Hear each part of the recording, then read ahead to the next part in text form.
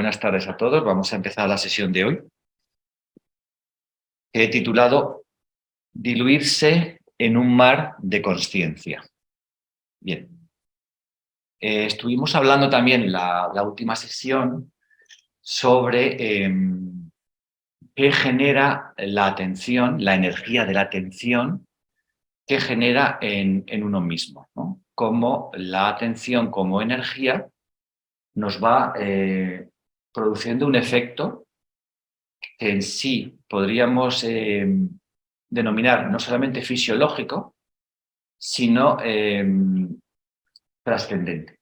Hablábamos de un proceso de cambio inmanente con respecto a al cuerpo y a la psicología, ¿vale? Llamamos inmanente porque tiene forma, y también se iba produciendo un cambio que llamábamos trascendente, interior, en la perspectiva, ¿no? Del mundo, cómo lo vivimos, cómo nos relacionamos, cuál es nuestro sentido de la vida, cuál es el propósito, cuáles son nuestras prioridades, ¿vale? Y también con respecto a lo que uno es. Como estábamos comentando también, entramos en una dinámica en que de tanto observar a lo que observa, al observador, pasamos de un proceso de identificación mental a reconocernos con eso que observa. O sea, es como dar un paso más allá. No solamente somos esa realidad cuerpo-mente, sino que la práctica, que coge su dinámica propia, nos hace ver que somos algo más, ¿no? Y ese algo más es esa consciencia que está permanentemente con nosotros. Bien, cuando hablo de diluirse en un mar de consciencia, estoy hablando de diluir algo que en realidad, si el proceso sigue de manera espontánea, con eficiencia, se va a producir, que es la dilución del ego, ¿vale? Vamos a hablar un poquito de esto del ego que es y esto de diluir el ego que quiere decir, ¿vale? Bien, el ego, cuando hablamos del ego, no hablamos del yo individual como vida humana individualizada, ¿de acuerdo? Esto es una realidad que es inherente, es una forma de vida, ¿sí? Y hablamos de ego más bien como una figura psicológica. El ego es la realidad que nosotros, a través de la experiencia, hemos ido forjando en nuestra mente, ¿vale? Y que de alguna forma nos define, ¿no? Es la persona o el personaje. Bien.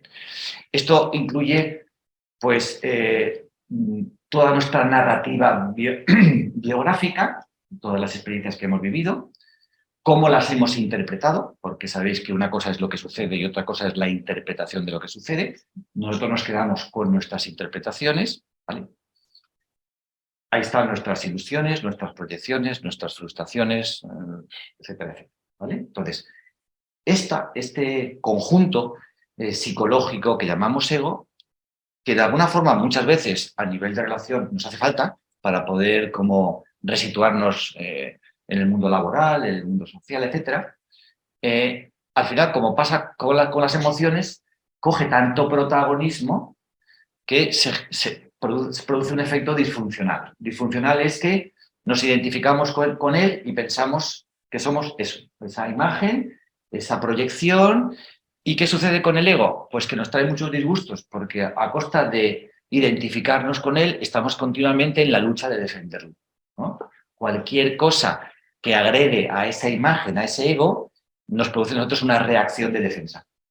¿De acuerdo? Vale. Y entonces ahí vienen las disputas y los conflictos personales, familiares, etcétera, etcétera. Bien. Entonces, cuando la meditación va avanzando, nos damos cuenta que llegamos a un punto, que decíamos, no sé si la semana pasada anterior, que es como un abismo, ¿no? O sea, es el abismo del yo, del ego, ¿no? ¿Por qué? Porque el ego, queramos o no, si el proceso tiene eficiencia en la meditación, tiene que diluirse. Diluirse que no es desaparecer. O sea, no estamos luchando con el ego en una guerra fraternal o fratricida, ¿no? La palabra diluirse es muy interesante, ¿eh? Diluirse como un azucarillo. Es decir, todos esos procesos psicológicos que son experiencias que hemos vivido, de alguna forma pierden su corporeidad, su cristalización, que es lo que sucede, se cristaliza como un terrón de azúcar y entonces el mar de consciencia, la presencia, lo que hace es ir diluyendo para que esa cristalización no produzca un efecto de bloqueo en el proceso de la vida. Me gusta el ejemplo del terrón de azúcar, la dilución en el agua es un elemento básico en la existencia, ¿no? El mar, el océano. Y luego otra metáfora que hemos utilizado muchas veces también, que es que la atención es energía y es el calor. Entonces, lo que sucede con la mente a través del ego es que estamos cristalizados como un cubito de hielo, ¿no? Como un cubito de hielo, con toda esa rigidez y poca flexibilidad que tiene el hielo, ¿no? Pero conforme vamos dándole energía al proceso a través de la atención, ¿qué pasa cuando el hielo le sometemos a calor? Se va diluyendo. Y entonces, fijaros qué gracioso, todo eso se diluye y se convierte ¿en qué? En agua. ¿Qué permite el agua? Fluir. Entonces hemos pasado de la rigidez a la fluidez. ¿A través de qué? Del calor, que es energía. Ese calor es la atención. Entonces, el siguiente paso, ¿qué nos permite esa fluidez? ¿Os acordáis? Como decía Chris, no, Bruce Lee o no sé quién decía, be water, my friend, sé como el agua, fluye como el agua, ¿no? Pues ya estamos ahí. Todo el mundo, en todas las filosofías, nos hablan de esa fluidez necesaria, ¿no? Fluir con la vida. Entonces, a través de la energía de atención, pasamos de ese cubito de hielo a la fluidez. Ya tenemos el segundo paso. ¿Cuál es el tercer paso? Si seguimos dando energía al proceso y calentamos el agua, ¿qué sucede? ¿En qué se convierte el agua? En vapor. Se expande, se evapora.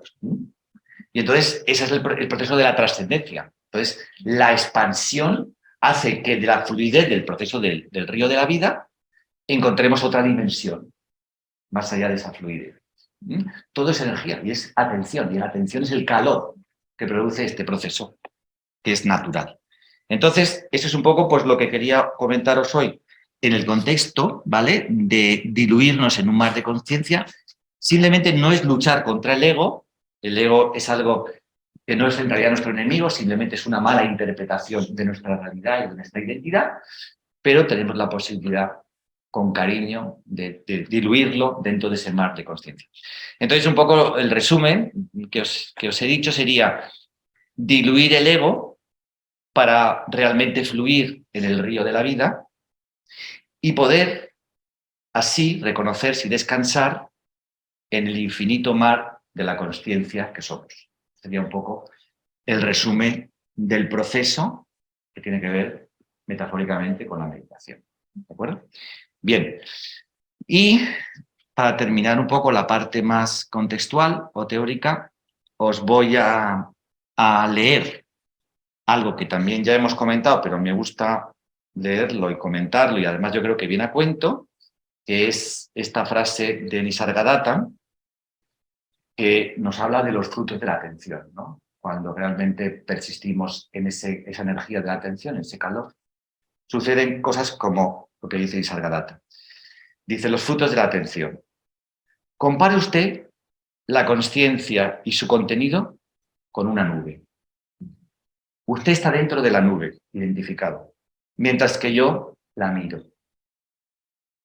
Está usted perdido en ella, casi incapaz de ver la punta de sus dedos, mientras que yo veo la nube y otras muchas nubes, y también el cielo azul, el sol, la luna y las estrellas.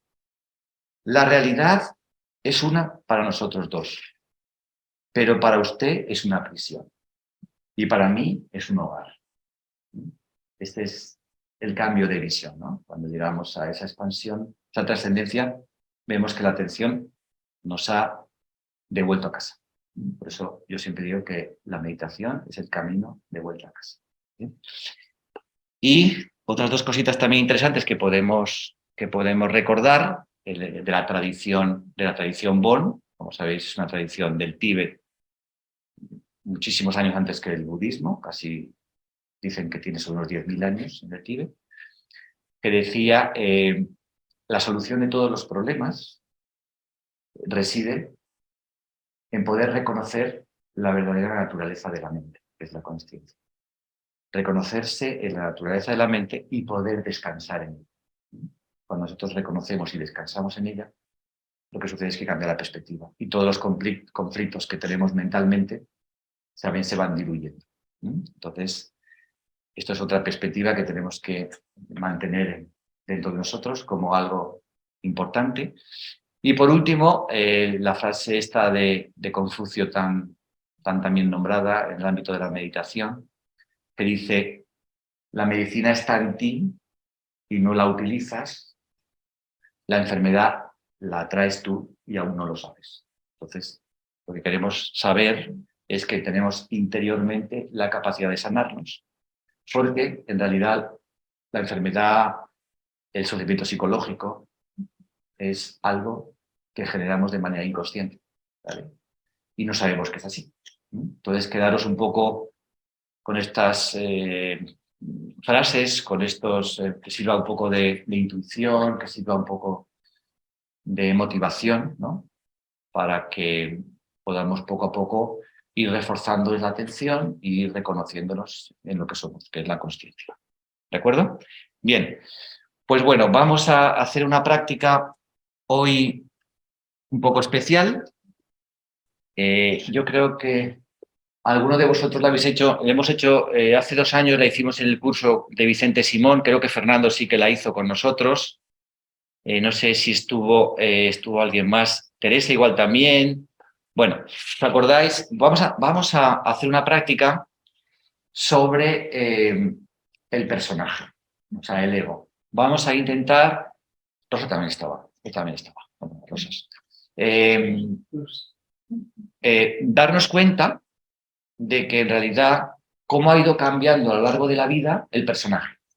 Cómo desde pequeños hemos ido teniendo mentalmente un personaje que hemos ido creando, pero cómo de una manera o de otra la vida misma, el sufrimiento, ha ido modificando esa imagen de lo que somos. Porque independientemente de que no somos lo mismo la infancia, la adolescencia, la juventud, porque nuestro cuerpo-mente va cambiando, también es verdad que existen muchas rendiciones, muchas cosas inevitables, muchas aceptaciones que hemos tenido que vivir y de las cuales hemos aprendido mucho, ¿no? Entonces, esto sirve dentro del contexto de la sesión de hoy de varias formas. Uno, primero, darnos cuenta de que hay algo transitorio que es siempre el ego, la imagen de nosotros mismos. Eso va cambiando, porque todo lo que tiene forma es transitorio e impermanente, ¿vale? Entonces vamos a adentrarnos en la impermanencia, pero también vamos a darnos cuenta de que existe algo que es consciente de esa impermanencia, de ese cambio, y que ha estado con nosotros siempre. Siempre que hemos sido conscientes del cambio, estaba la conciencia. Estamos en ese darse cuenta, esa presencia. Entonces ahora, desde esa presencia, desde el testigo, vamos a hacer como un déjà vu, un viaje por el tiempo, y vamos a intentar ver esos cambios de personaje. Vamos a hacerlo con cariño, porque hay mucho sufrimiento psicológico en la infancia, en la juventud. Simplemente la perspectiva no es tanto terapéutica en el sentido psicológico, de lo que hay inconsciente, que también puede surgir algo. Si surge algo, intentar darle compasión y soltarlo. Pero lo que yo quiero transmitir es un poco es darnos cuenta de que existe un personaje que ha ido cambiando indefectiblemente por las situaciones de la vida o porque nosotros al final lo hemos ido cambiando, pero eso va a cambiar. Ese personaje, ese ego ya no es lo mismo, esa imagen, esa proyección no es la misma. Que existe la consciencia como algo permanente, ¿de acuerdo? Y al final, no sé si llegaremos a tanto, no sé si con Vicente, creo que no lo llegamos a abordar, porque generalmente el tema de la muerte es un tema que se aborda más bien en retiros, cuando hay ya un estado... No quiero llegar al punto... la muerte es una mala interpretación de la vida misma, porque es que la vida y la muerte no se pueden separar.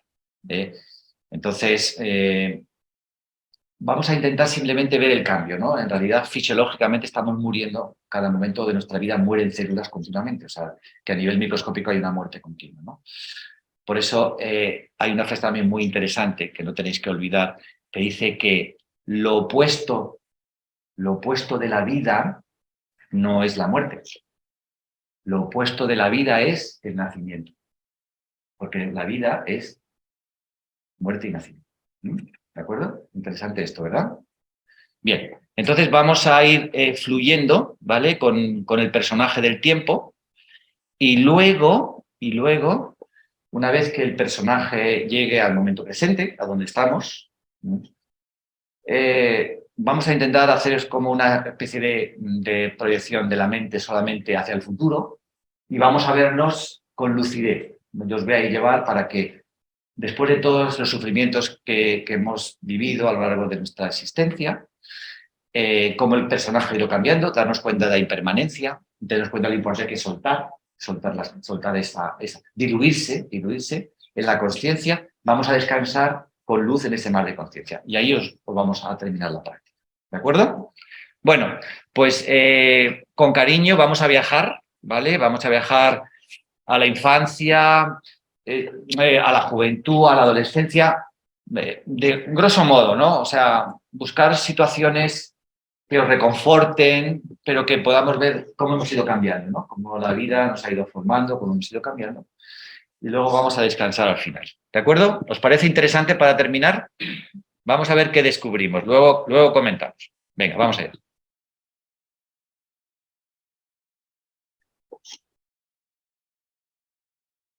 Pero, Fernando, centrándonos más en estas etapas vitales, en el sufrimiento o dejándonos llevar hacia... No, vamos a centrarnos sobre todo en el cambio, en la transitoriedad.